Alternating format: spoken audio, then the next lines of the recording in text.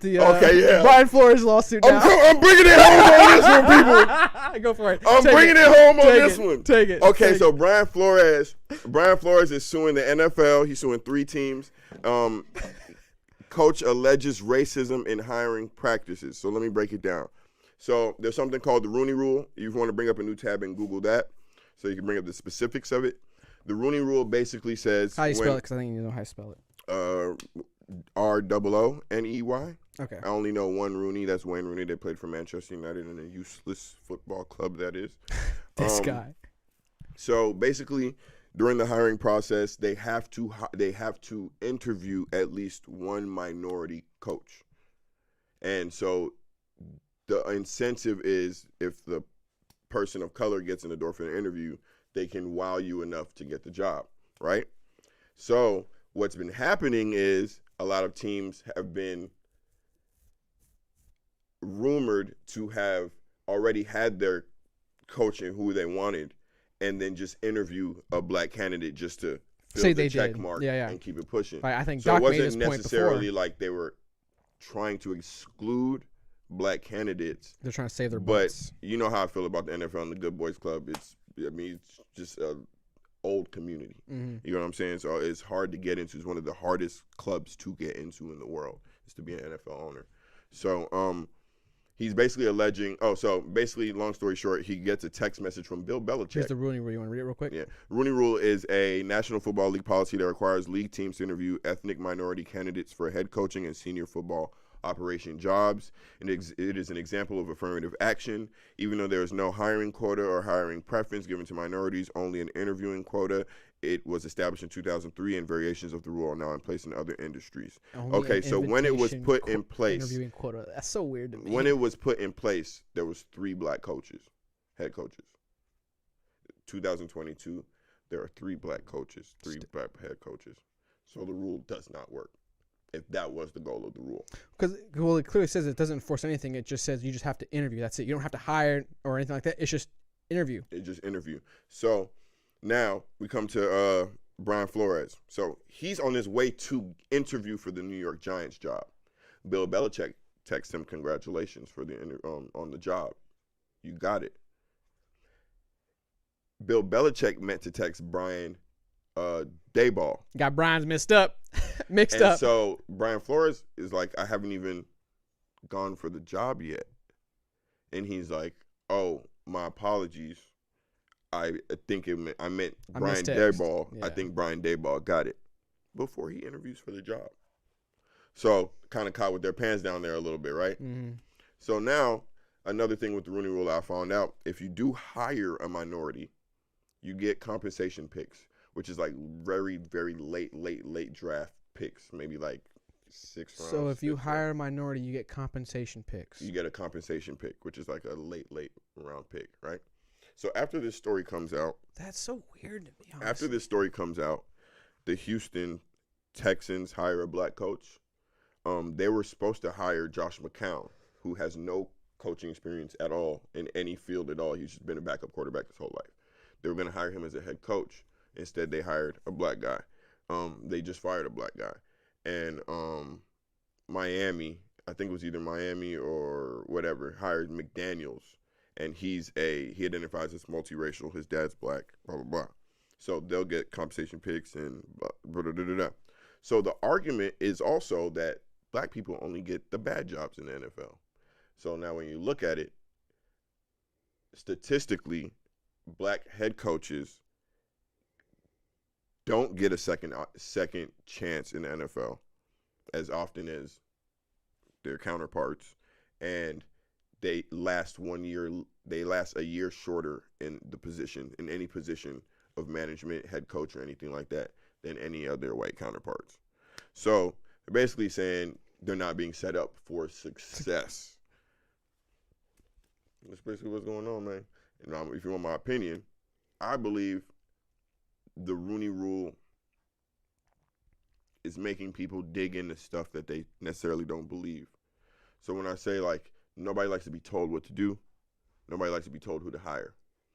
But there's no way you can say in an NFL that is 70% black players that fuck back in the day, over the past 30 years, you can't say that out of the 32 teams, that it just so happens that all of the best minds of football, none of them Are black.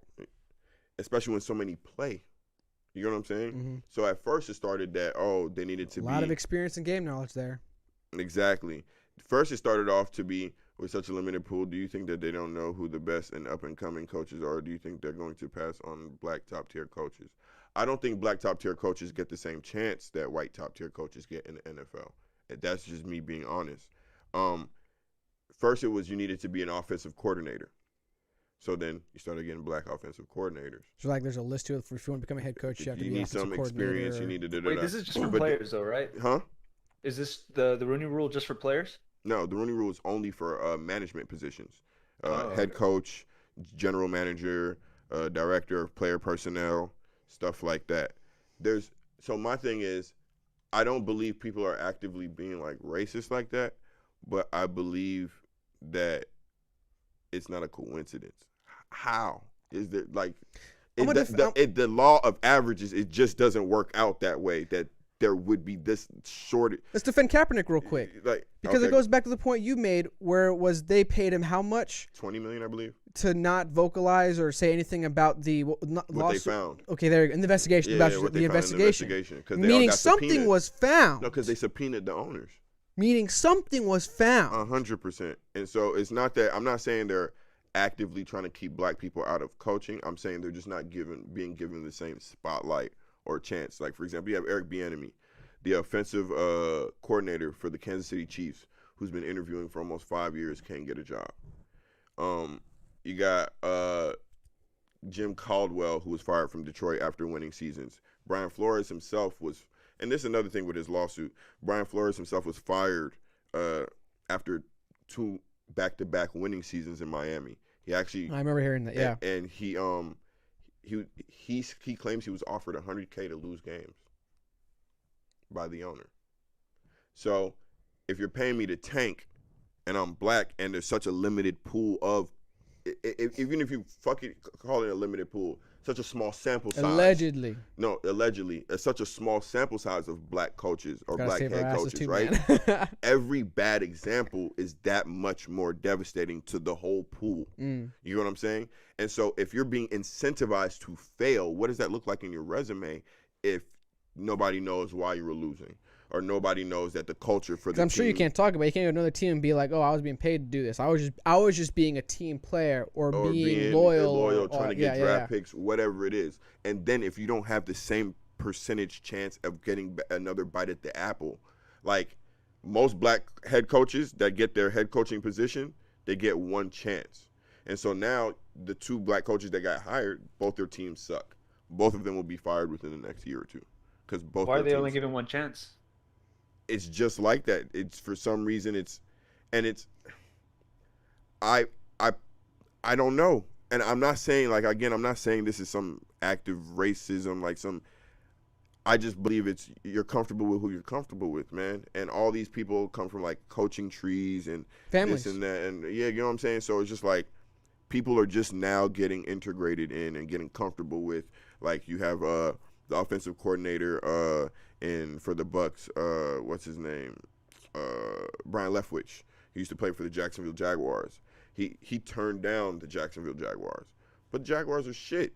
And if he goes there and they don't win, which he's not set up to win, then that affects his future. Yeah, it affects your future. So a lot of the jobs aren't even appealing. You know what I'm saying? Where then you do have like Mike Tomlin in Pittsburgh, who's been the coach there for 10 years plus, never had a losing season. You know what I'm saying? So I'm not saying they don't give opportunities, but when you just look at the teams that these guys are going to, you get text messages about somebody getting the job you're about to go interview for. Well, my question also is, why am I being interviewed? What's the phrase? Turnover. Like, what's the turnover rate of coaches? Like, how long do the average term? This podcast is sponsored by Angel Blinds, a local Atlanta, Georgia area small business. Their blinds help you get a new look for your living room, your bedroom, your dining room, and they even have customizable blinds for your kids. You can put their favorite superhero or princesses on there. If you use our promo code FDT, our audience gets 10% off their first purchase. You're welcome. You can find them on their Facebook page at Angel Blinds or hit them up on Instagram at angels_blinds. Get at them. Cool. Bing bong. Whatever a coach lasts. Like, how long do coach usually last in a team? I think it's 2 years. Oh, really? Average, yeah. I was expecting to be higher. If that's the case, then yeah. Well, like, why haven't, like, since the inception of this? In bad teams, because you have to think they're most. I mean, especially now. Before, back in the day in the 90s, you could have a coach stay for 3-4 years. But now with people wanting success, now you need a fall guy. You need that. Yeah, the turnover rate is pretty. I can see that. You get like 2 seasons to prove yourself if you have 2 really bad seasons. And then this guy turned the whole organization around. Brian Flores turned the whole organization around. And so can you use this to game the system though? Like, let's say I hire a bunch of like black coordinators and stuff like that, or management like employees, and I get a lot of late picks for draft. Is that worth it? Like, no, the picks are so trash. It's not worth it. I was about to say the picks are so okay. trash. Inconsequential. Yeah. Okay. But then to the point is just unfinished. Yeah. I was gonna say, I was like, because if there's a benefit for the late picks, then you can build an entire black team from the ground up, all the way up to the coordinators and stuff like that, and maybe have like a winning team and just run with it, and then actually show everybody like, nah, you should actually do this. And my point is, the Rooney Rule is incentivizing it to look like. I can't speak to whether it's racism or not racism going on, but the Rooney Rule is incentivizing it to look that way, because if your team is failing, right, why wouldn't I hire a black coach, check that box off real quick? And if we are losing, PR-wise, I don't look like a dick, and then I get the little compensation picks or whatever. I got an excuse later on if it have doesn't an work out. And then while they're rebuilding, I can look for a coach that I really want. And then when I see the team is, maybe I have all the tools to succeed now, then I can go and do my own thing. Hugh Jackson has since joined the lawsuit also and said he was in Cleveland. They tried to pay him to lose to get draft picks. So it's just like at these. It's not. I'm not saying these practices don't happen to white counterparts. I'm saying because the sample size is so small for black people, it's important if they're trying to get their foot in the door in this industry for it to be natural. And the Rooney Rule does not allow for it to be natural. It just allows me if I'm a black coach, I'm coming into an interview thinking I'm only here because of this stupid ass rule, and then I don't know what you're thinking, but from an owner's point of view, you could probably be thinking he's only here because of this stupid ass rule too. And so if I'm operating off the paranoia and you're operating off the paranoia, we're both just. So I got a question, a little bit of fake deep thinking. So there's 32 teams, correct? Correct. 50 states. Yes. Why can't we just make more teams? Because I'm sure there's a lot of black Americans who are wealthy and probably afford. Like, I'm sure Jay-Z can afford a team if he wants a team. Rights, so licensing, and all the teams have to agree. That's just what's the phrase insane. where it's like they're keeping people cult. out. Like, what was that phrase is? That's not America. That's not a free market in my opinion. That's just weird. I think you have to have enough money, honestly. If you show the NFL that you can generate enough money, they'll let you create a team. I don't know if it's that simple, because I'm pretty sure some people can show. Let me put it like this. This is something people don't know. First off, the NFL is a non-profit organization. Second off, we talked about this before, I remember. The NFL works for the owners of the team. The NFL is an organization that works for the 32 owners. It is not the other way around. If they want to get rid of an owner, it is the other owners that come to the conclusion and vote that out or something like that. An owner needs to leave. The NFL itself has no say in it. So it's corrupt. Just corrupt. I think it might be both, man. Because if I can show those 32 owners, I'm gonna make them a shit ton of money. They'll let me make a team. No. You don't think it depends on who you are. Because first off, you're talking about licensing, rights. If it's that exclusive as John's making it out to seem, because I genuinely really don't know the in and out of the NFL and all the nuances like that. They'd rather move a locale. But the way you make it seems like just because you have the money, I don't care if you have the money. I don't even like you. I don't need your money like that. I'm rich myself. Literally. I'm sure there's politics for that, yeah. And before they would just start, before they would expand the whole NFL, they would move one of the locales that's not doing as well. Yeah, to the area that you think. Agree with also because they did that with the Raiders where they were just like failing in Oakland. We need something in Vegas. Vegas. They almost moved to San Marcos. Did they really? What the hell? What was the San Marcos? Somewhere in Texas, I remember. Maybe it was San Antonio. Yeah, it might have been San Antonio. San Antonio. That would have worked out perfectly because they would have had the same colors as black and silver. Yep. Yeah, so they would have just had that whole front cover. But instead they went to Vegas, right? Yeah. No, but yeah, I think the NFL is the rule incentivizes this awkward transaction, and that makes it look like whatever it is instead of it just being naturally built. So do you think they should get rid of it completely or adjust it? How would you adjust it though? I don't know. Yeah, I don't know how they do that. That's why I think it'd be easier to get rid of it, but I don't know if that's. I don't think I'll solve the issue either. Yeah. Oh, I think the actual issue is the fact you can't break into it. That's the problem. You can't. It's like John said. It's like black ownership. Like a cult. That's why I said if you can have right. if you can easily get into if I can create my own team. Black ownership easy as a black man. Ownership. Like I said, I don't know if this is a good example or not. Jay-Z, Drake, like any of these guys that are wealthy millionaires and billionaires. What'd you say? I said just keep naming musicians. This guy, sorry. LeBron James. Sure. A football player who's rich, who? Jerry Rice. Sure, there we go. This guy. But either way, I'm sure they have the capital, or at least they can come together. They can all come together to form a capital, say, hey, let's create a business, and that business is the new football team. Facts. Why can't they do that? The problem is they're not. If they wanted to do it, they would have done it. Because out of those 32 owners, I'm pretty sure, and I don't know if this for that. You tell me, they're all white, right? Except one. Except one. And she's Asian. Oh, she's not even black. She's Asian. Shad Khan or something like that. But that team had a lot of black. She put a lot of black people in high up positions. I'm just saying, if you play the sport, come on, son. After how long is it no longer a coincidence? That's it. Forget everything else I said. After how long is it no longer a coincidence? 30 years. Still just three. The max we've ever had at once is 3 black head coaches. I just think that's my whole point of this. After hearing all this, my whole takeaway is that just sounds how the NFL works so un-American. Like I cannot, if I have the capability, I cannot make my own team. You're telling me I can't with my own money and resources. Or niggas would have did it. I can't make my own team and compete against y'all. That's what they try. Y'all would say fuck you and leave me out. Can I not make my own league then? Call it the American football team, the AFL. That exact thing exists. And it's just not popular. It was. I mean, during the pandemic, it got a little boost, but no. AFL is arena football. But no, is it what football? Arena football. Oh, okay. Oh, yeah. Okay. But no, even if you create your own football league, Donald Trump tried. You forgot? Yeah, I did. XFL or whatever it's called. Really? Yeah, Donald Trump has tried, I think, twice now. Dude, this guy tries anything and everything. And they didn't let Donald Trump succeed. Okay. You're not coming here if you don't want to come. American to me. That's weird. You're not going to join this club if you're not. Cult exclusivity thing. Like, I'm not trying to. No, you can't compete with us. Why not? You're scared? I don't know. For example, something about that seems weird to me. During the Super Bowl, I have something interesting to tell y'all. During the Super Bowl, I would not be surprised. Pay attention to any airplanes flying over SoFi Stadium during the Super Bowl. The owner, the Kronks, also owned Arsenal Football Club in England.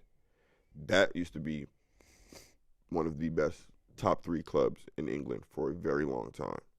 They have literally not spent money in that club for 6 or 7 years, so that way that Kronk could show whoever the loaners were for SoFi Stadium in LA that he could manage his books for a long time and pay the debt off. So they used their business model basically to get the team in LA. Then they went and signed OBJ, Von Miller, and all these stars, right? Spending real deal money on this team. Meanwhile, Arsenal just had a transfer window in which they bought nobody and they let at least 2 of their players go for free. And so they're planning on flying a pretty interesting banner over the Super Bowl. So we'll see if that works out for them. But yeah, man. All right. I think that's enough fate thinking for today. We had an unexpected theme for Vince McMahon. It's true. Vince McMahon tried to start his own league, XFL, and the NFL did everything they could to shut it down. See, that just seems so weird to me. But nah, dude, that's capitalism. That's crony capitalism. Exactly, it's not capitalism. Yeah. You have to emphasize the crony part of it. It's not capitalism. But yeah, because that's not open competition. Exactly. Are we saying this that is king of the America hill? might be crony capitalist? That's a conversation for another. We've said this before, especially with the whole the GameStop thing. I've been saying this shit my whole life. You Yeah, shocked yeah, my 'cause dad that's too, because true. my dad finally was like, "Damn, John, you might actually be right here." All right, Mind blowing. mine straight up. A lot of waking up going on, a lot of truth being revealed, a lot of conspiracy theories being proven right. That's right, nigga. Yo, All right. thanks for making it to the end. We really appreciate it, and hope you all enjoyed the show. Make sure you hit that subscribe button, that like button, and the notification bell to get notified when we post our clips. Follow us on Twitter at PodcastFDT. Instagram, Facebook, and TikTok are all fake deep thinking. Check us out, please. FDT. Peace, y'all. Peace.